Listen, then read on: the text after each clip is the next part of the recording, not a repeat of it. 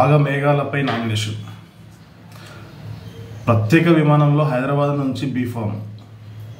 దానిపై సంతకానికి ఢిల్లీ నుంచి బీజేపీ రాష్ట్ర అధ్యక్షురాలు పురంధేశ్వరి ఢిల్లీ నుంచి ప్రత్యేక విమానంలో అమరావతికి. ఉత్కంఠ మధ్య భాజపా ఎమ్మెల్సీ అభ్యర్థి సోము వీర్రాజు నామినేషన్.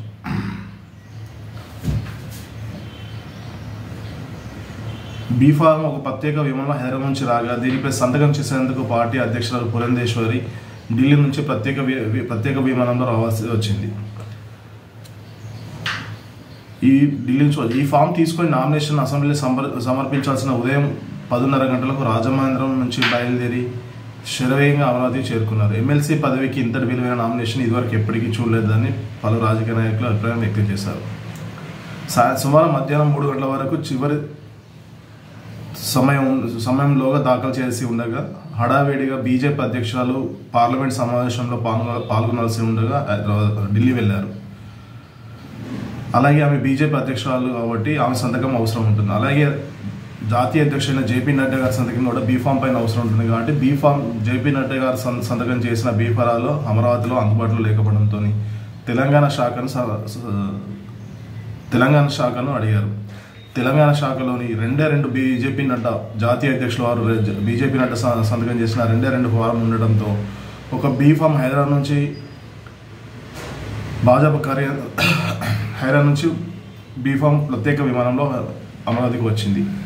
అలాగే పార్టీ అధ్యక్షులైన పురంధేశ్వరి ఢిల్లీ నుంచి మరొక ప్రత్యేక విమానంలో అమరావతి చేరుకున్నారు.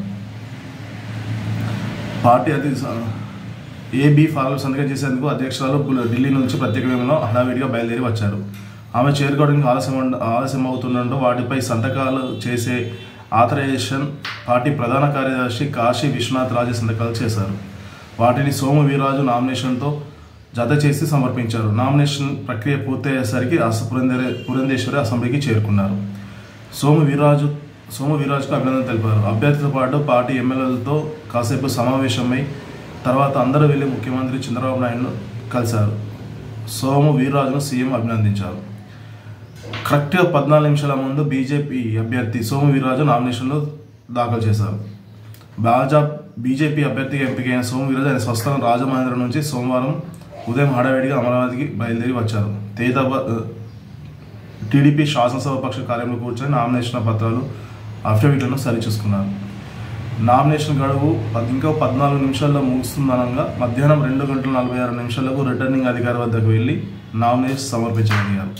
ఆయనతో పాటు మంత్రులు కందుల దుర్గేష్, సత్యకుమార్, తేదాపా ఎమ్మెల్యే పల్ల శ్రీనివాస్, భాజపా ఎమ్మెల్యే విష్ణుకుమార్ రాజు ఉన్నారు.